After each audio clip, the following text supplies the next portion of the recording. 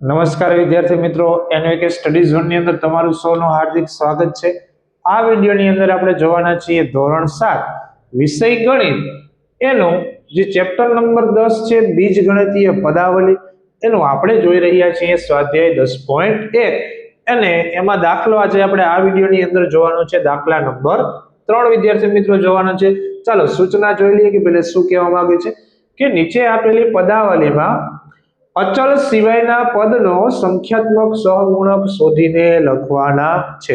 જો ખાસ સૂચના સાંભળજો, કેવા પદોનો કીધો છે તો કે અચલ સિવાયના પદોનો। અચલ સિવાયના પદો એટલે કોને કહેવાય તો કે એવું પદ કે જેમાં એબીસીડી નો દેશી ભાષામાં આપણે કહીએ તો એવું પદ કે જેમાં એ થી ઝેડ સુધીના જે એબીસીડી ના અક્ષરો છે, બરાબર, એમાં એક પણ અક્ષર રહેલો હોય ને, એટલે કે કોઈ સંખ્યા આપેલી હોય। શું આપેલું હોય? સંખ્યા। તો પહેલે તો આપણે જોઈ લે, ફોર એક્ઝામ્પલ આ પહેલી પદાવલી છે એમાં અચલ પદ કયું હશે તો કે આ 5। જો એમાં એબીસીડી નો કોઈ અક્ષર છે નહીં, ખાલી શું જે સંખ્યા જ છે। આ 3t નો વર્ગ છે એને અચલ પદ ના કહેવાય। કેમ કે 3 તો સંખ્યા છે પણ એની સાથે કોણ છે વિદ્યાર્થી મિત્રો? t છે। કોણ છે? t।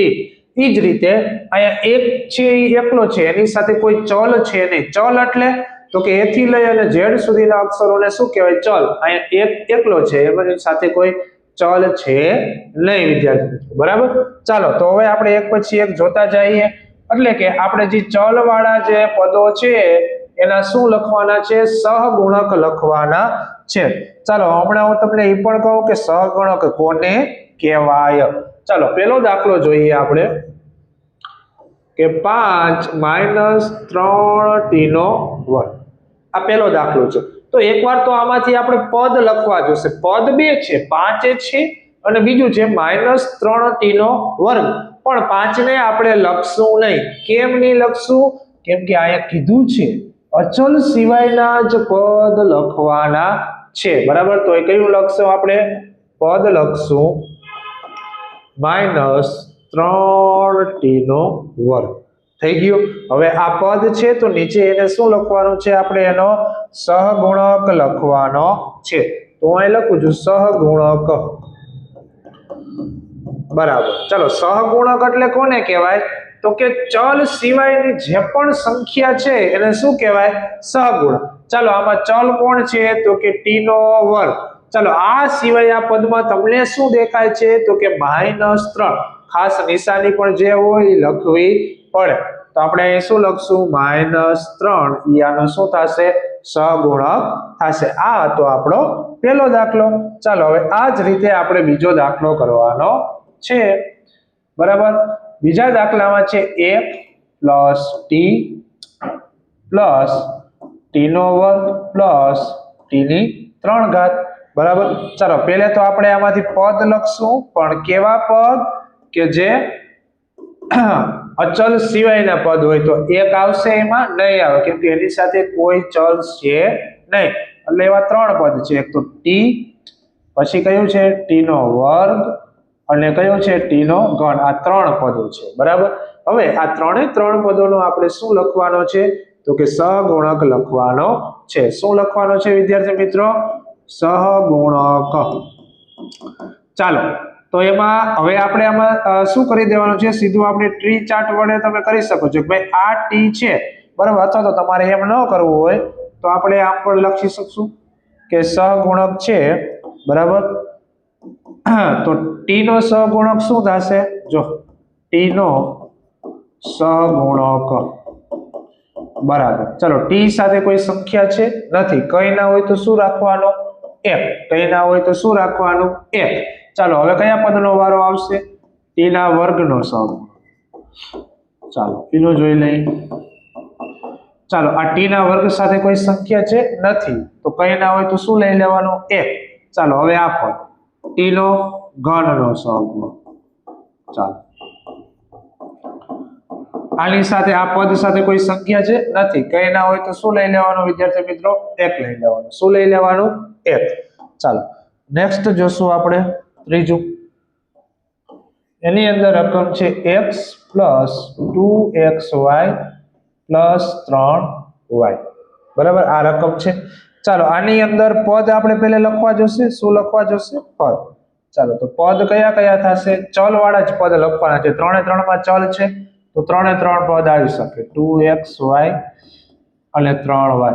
તો હવે આપણે સહગુણક લખશું. પહેલે x ના પદનો સહગુણક, પછી 2xy ના પદનો સહગુણક અને પછી 3y નો સહગુણક. ચાલો એક પછી એક લખતા જાય. ચાલો પહેલે આ પદ એટલે એ પદનું નામ છે x નો સહગુણક. જો હું ટૂંકમાં લખું છું સહગુ એટલે એનો મતલબ શું છે? સહગુણક. કેટલો હશે? x સાથે કોઈ સંખ્યા છે? ના, નથી સાહેબ. તો આપણે કેટલો લખવાનો? 1. ચાલો હવે બીજું પદ કયું આવ્યું? 2xy નો સહગુણક. ચાલો આમાં ચલ કોણ છે? x અને y બંને ચલ છે. તો આ ચલ સિવાયની સંખ્યા કઈ છે? 2. તો આનો સહગુણક કેટલો થશે? 2. ચાલો હવે 3y નો સહગુણક. ચાલો આમાં ચલ કોણ છે? y. તો y સિવાયની સંખ્યા કઈ છે? 3. તો આનો સહગુણક કેટલો થશે? 3.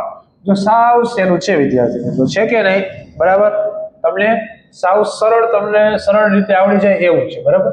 ચાલો ચોથો દાખલો 100m પ્લસ 100n. બરાબર. ચાલો પહેલે તો આપણે આના શું લખશું? પદ લખશું. ચાલો પદ બરાબર કયા કયા થશે? તો એક તો 100m અને બીજું પદ થશે 100n. આ રીતના થશે કે નહીં વિદ્યાર્થી મિત્રો? બરાબર. ચાલો હવે આ બંને પદનો આપણે શું લખવો જશે? તો કે સહગુણક લખવો જશે. તો પહેલે કયું પદ છે? 100m નો સહગુણક. ચાલો કેટલો થશે? ચાલો આમાં ચલ કોણ છે? m સાથે સંખ્યા કેટલી છે? 100. તો આનો સહગુણક કેટલો થાય? 100. ચાલો હવે બીજું પદ હતું 100n નો સહગુણક. ચાલો આમાં ચલ કોણ છે? n અને n સાથે તમને કઈ સંખ્યા દેખાય છે? 100. તો કેટલો થશે? 100. તો તમે જોઈ શકો છો એ બંને પદના સહગુણક વિદ્યાર્થી મિત્રો કેવા છે? સરખા છે. બરાબર, હોઈ શકે છે, એમાં કઈ ડાઉટ નહીં. ચાલો હવે આપણે જોશું નેક્સ્ટ ઈ સિવાયના બરાબર બીજા જે બાકી રહી ગયા છે ઈ. બરાબર, એક આપણે આડી લાઈન ડ્રો કરી દઈએ જેથી કરીને આપણે પાર્ટીશન બની જાય. બરાબર, આ રીતે. ચાલો હવે આપણે જોશું એના પછી ચોથું એટલે હવે કયું આવશે? આ પાંચમું.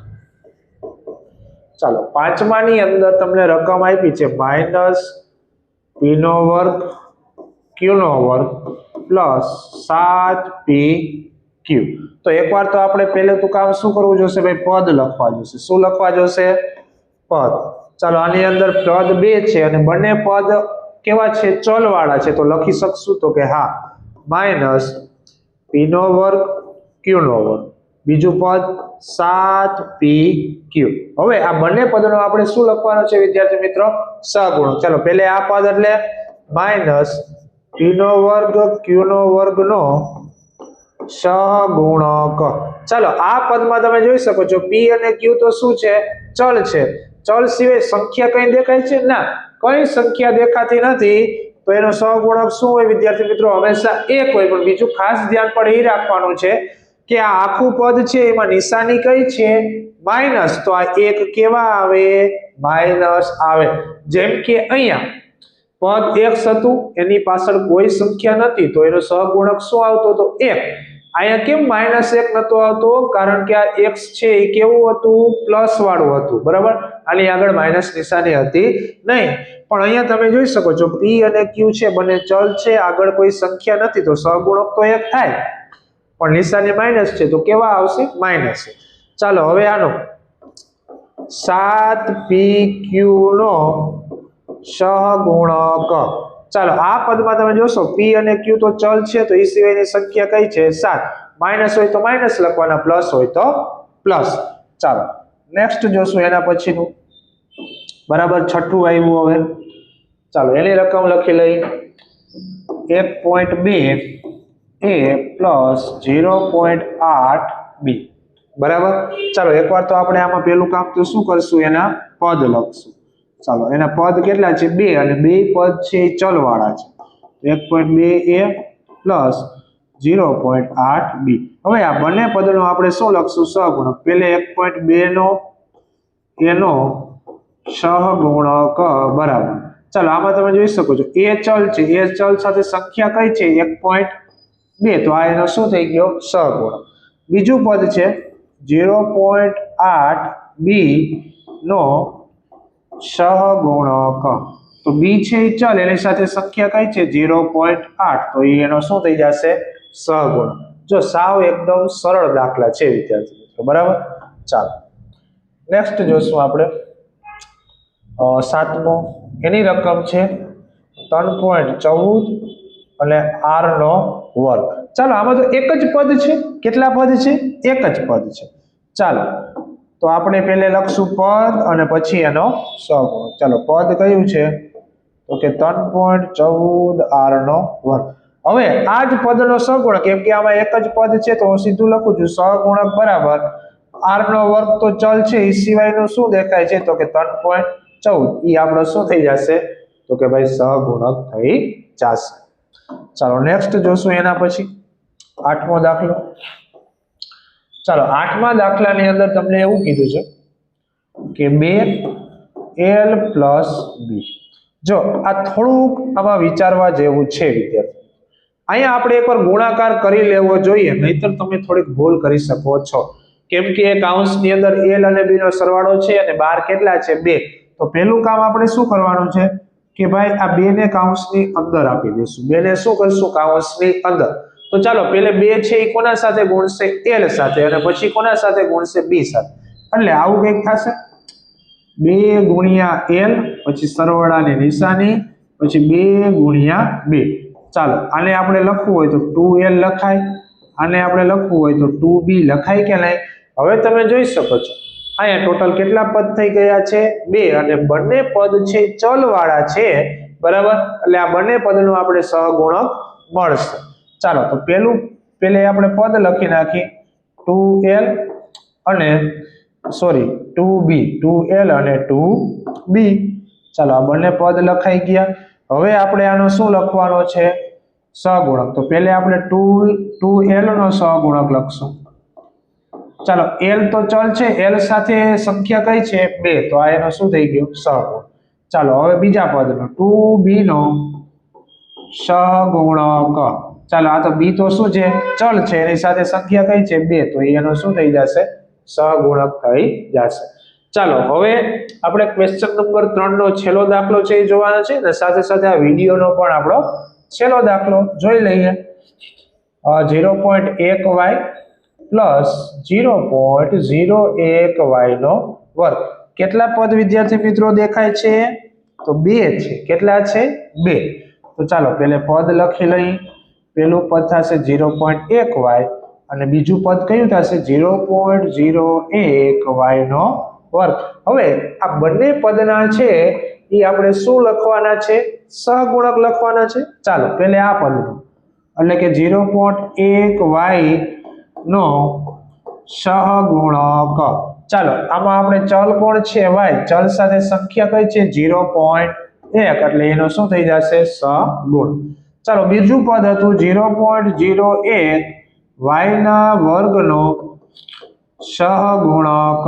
આમાં ચલ કોણ છે? y નો વર્ગ, એની સાથે સંખ્યા કઈ છે? 0.01, એટલે આનો સહગુણક થઈ જશે 0.01. તો અહીં વિદ્યાર્થી મિત્રો આપણે જે સ્વાધ્યાય 10.1 હતું એના દાખલા નંબર 3, એની અંદર ટોટલ 9 દાખલા હતા, એનું સંપૂર્ણ સોલ્યુશન આપણે જોઈ. જો તમને વિડીયો પસંદ આવતો હોય તો વિડીયોને લાઈક કરો, શેર કરો, અને જો તમે નવા હો તો અમારા YouTube ચેનલને ખાસ કરીને સબસ્ક્રાઇબ કરજો. અને સાથે જો તમે અમારા WhatsApp ગ્રુપની અંદર જોડાવા માંગતા હો ધોરણ 7 ના, તો આ નંબર જે હું લખું છું, બરાબર, કે 7862884436, બરાબર. આ નંબર ઉપર WhatsAppમાં હાઈનો મેસેજ અને તમારું ધોરણ લખીને મોકલી દેશો, જેથી કરીને અમે તમને ધોરણ 7 ના ગ્રુપમાં એડ કરી દઈશું. Thank you.